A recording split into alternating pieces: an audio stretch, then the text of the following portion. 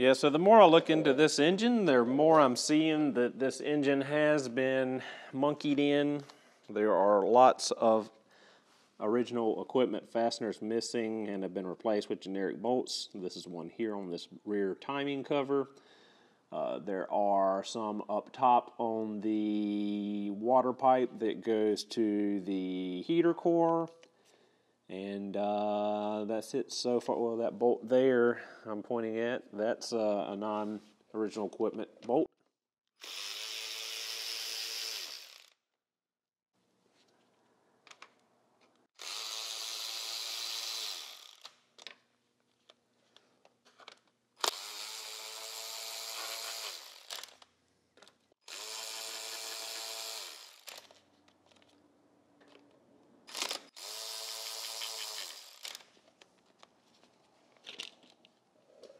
Well, luckily the head is pretty clean on this side.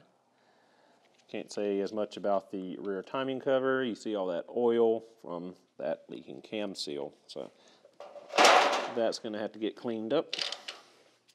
Otherwise, everything else is pretty good. Got some junk in here. I assume still from the rocker covers. We need to address that. There's a ton of gunk on top of the cylinder heads. I wish I could get that off, but I'm not tearing the intake manifold down at this time for the job we're doing, so unfortunately that gunk's got to sit back up there.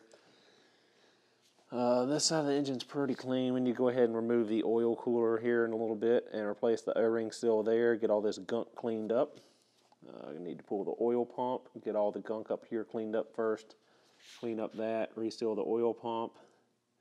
At some point, I guess near the end, we're going to flip it, pull the oil pan, and reseal it. But while we're at it, we might as well go ahead and remove the left-hand rear timing cover and probably go ahead and pull the water pump.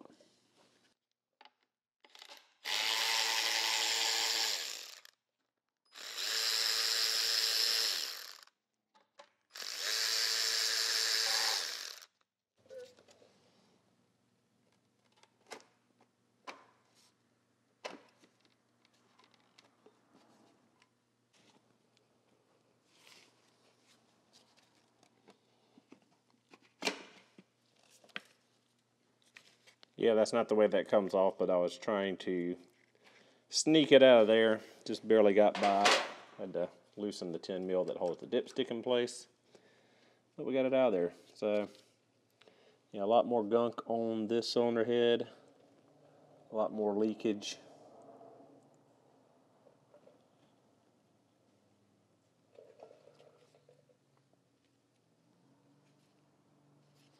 So I guess next we'll go ahead and take the water lines here at the water pump loose. Probably take the water line loose over there at the oil cooler, take the 10 mil out, and just take this hard line off with the water pump. While we're here and have a 10 mil, might as well go ahead and pull the fasteners for the water pump.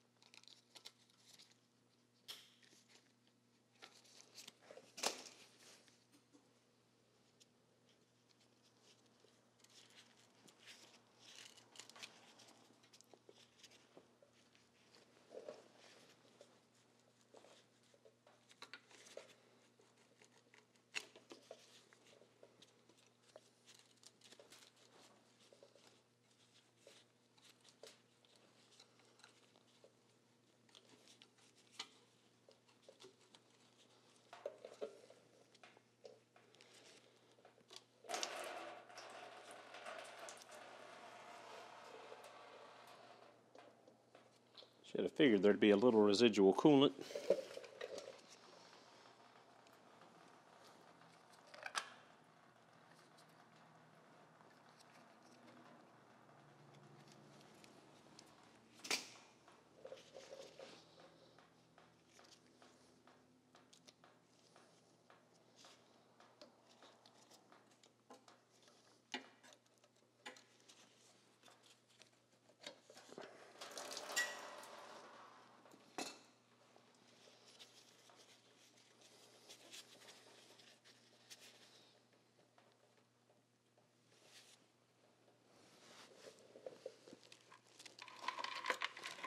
I have a feeling I should get my coolant pan before I take that water pump off.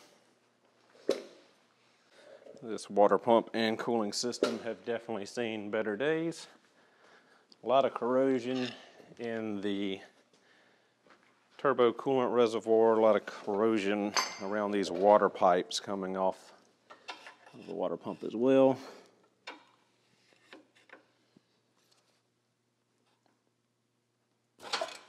There we go.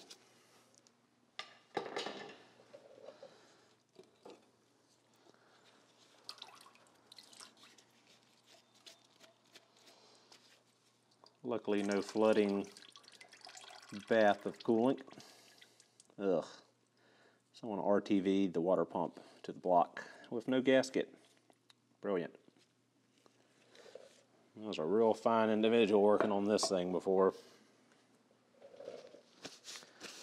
Top level qualifications.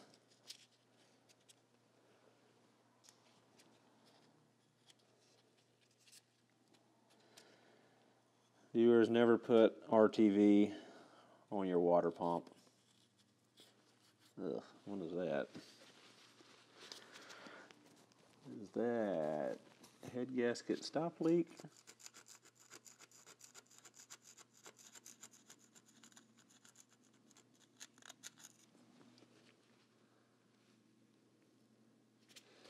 I do believe it may be. Well, that's kind of hard to tell. So, let's go ahead and get this cleaned up. I think I'll go ahead and grab, well, I would grab my M12 right angle grinder with a bristle disc on it, but I need to get these big chunks of RTV off of here first, and unfortunately I'm out of razor blades at the moment, so I might have to come back and do this another day.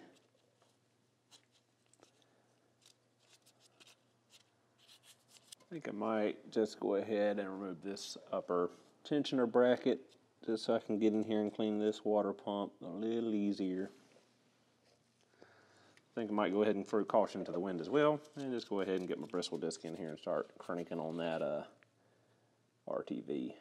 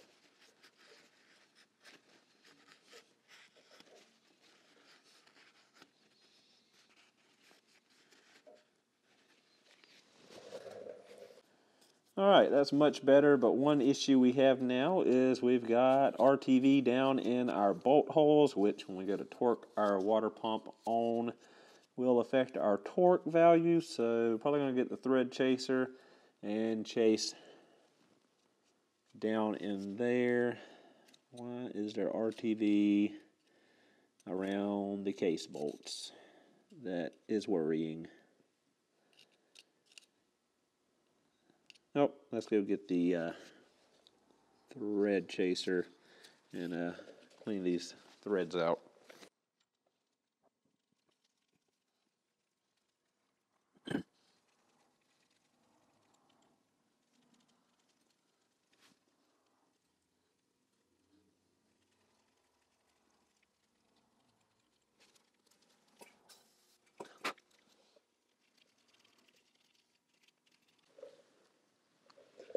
So much better, not perfect.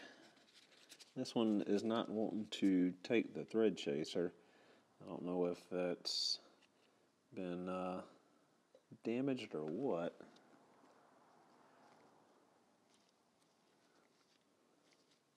Go get a ratchet to put on this one. There we go. Alright, so probably going to clean up around the oil pump now, get all the crud off the top, and go ahead and remove the tins, and pull the oil pump, get ready to reseal it, put the new crank seal in, let that cure overnight.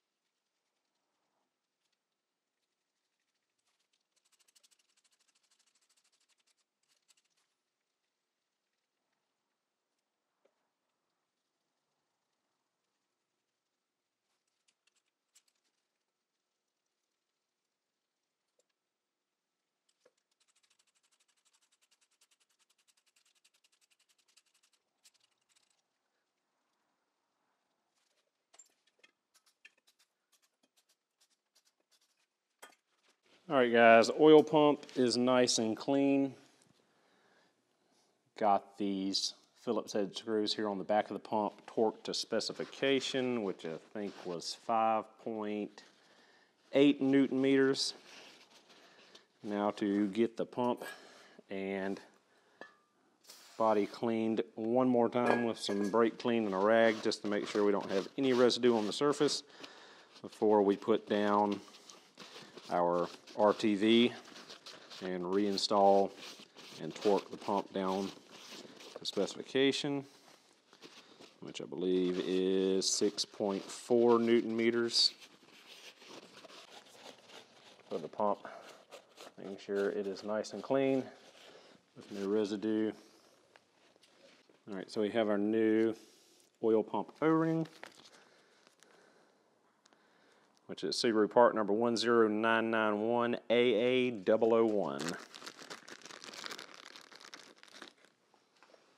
ahead and pop that into the cavity like so. And we'll go ahead and put our bead of RTV silicone around our pump.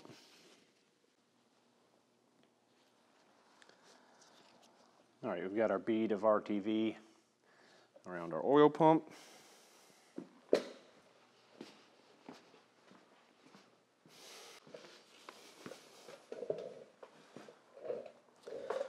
So now we'll install our pump and torque our bolts to 6.4 Newton meters.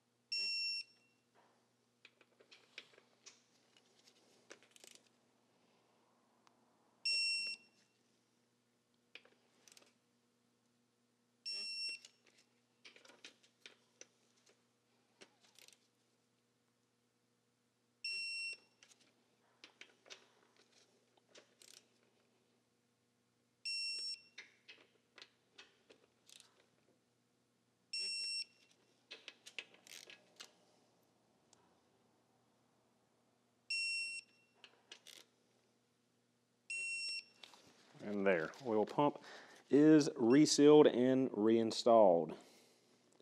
So now let that cure for 24 hours and we'll be good to go.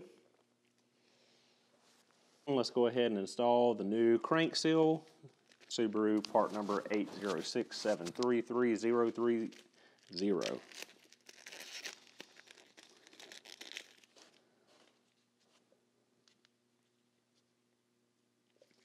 Need to put a little bit of fresh engine oil on the inner lip of the seal,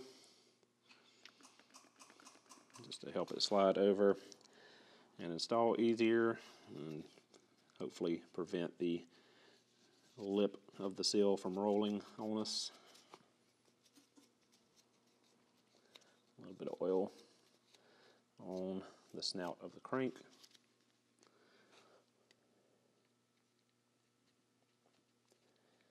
Get that on there.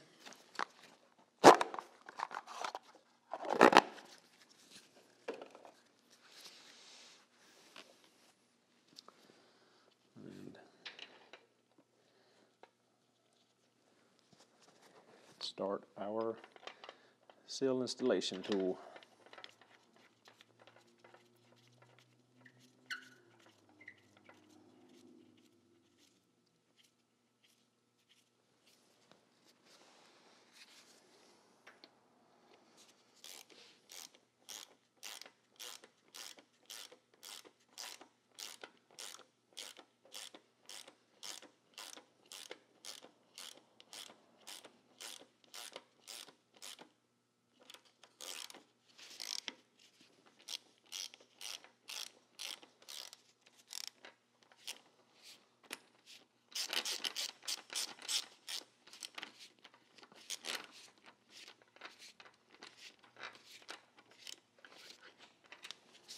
And there we have our perfectly installed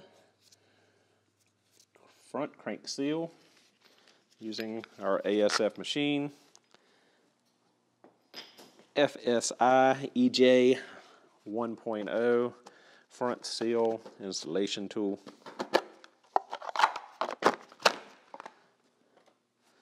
So now we got that done, let's go ahead and toss this new water pump on, and that should do it for tonight. So gasket pump.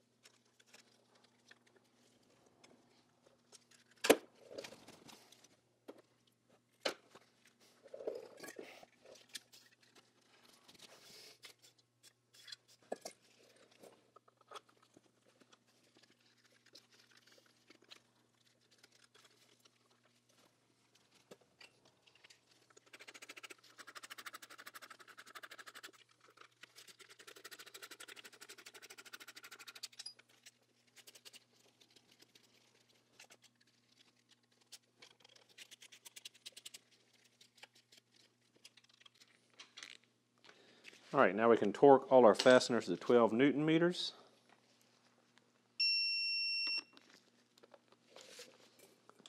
Going in a circular pattern in 2 passes.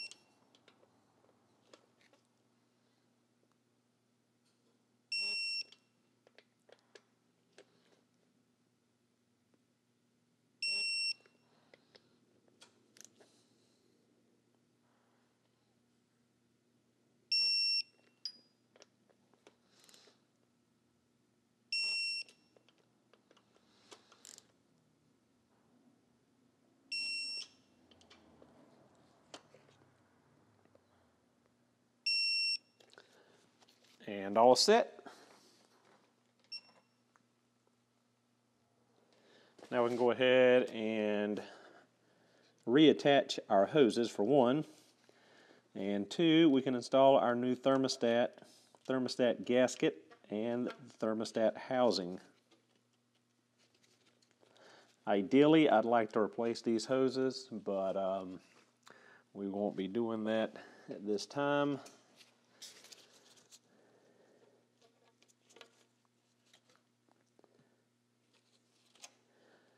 Note to getting these factory style spring clamps to seal well. If you take notice of the indentation that they leave on your hoses, if you put them back in the exact same groove that they had formerly been seated in, they seal a lot better than if you just throw them on there willy-nilly. So we got that done. We'll pull the heater hose or the oil cooler hose off of our old water pump.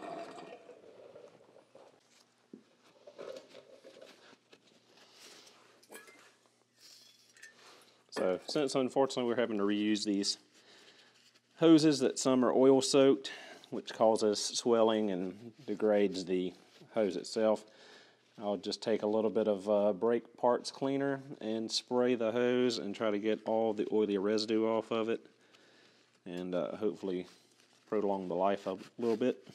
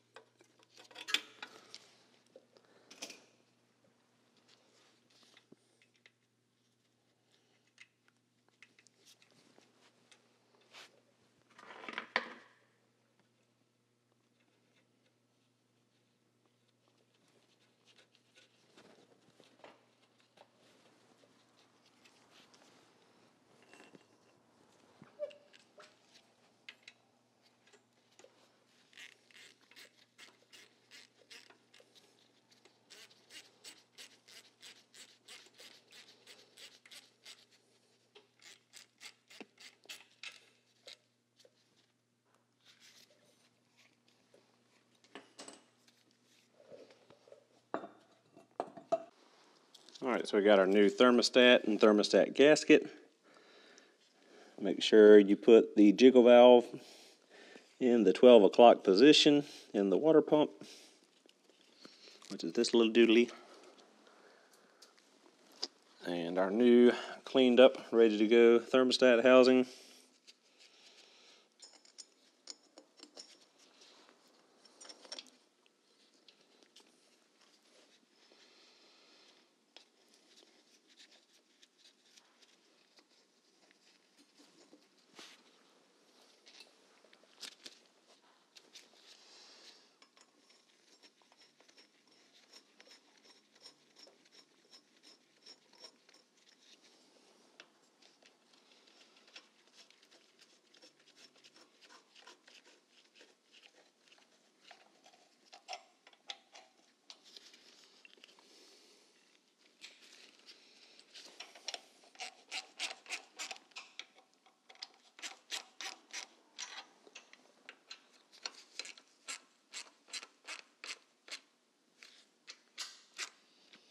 Snug them down even, and torque these to 12 Newton meters as well.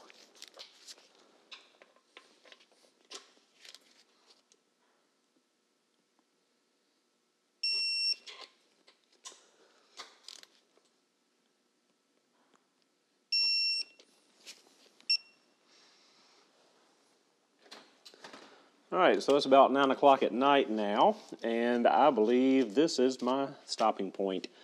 So we've got our oil pump off and resealed. We got our new crank seal in. We got a little bit of junk cleaned up here on this cylinder head. We've got our hoses degreased and reinstalled on our new water pump with new water pump gasket. We've got a new thermostat gasket, and a cleaned up housing. So I'm not sure if this will be a video or if this will be part of a longer video. If it is, when we come back, we're going to pull the rocker covers, check the gasket, see what's leaking, check those half moon seals. We're going to pull the cam seals and replace those. And then we'll be flipping this booger upside down and replacing our oil cooler O-ring, cleaning the oil cooler, and removing and cleaning the oil pan, resealing it. Once that's done, rear main seal, oil air separator, and piston wrist pin access cover.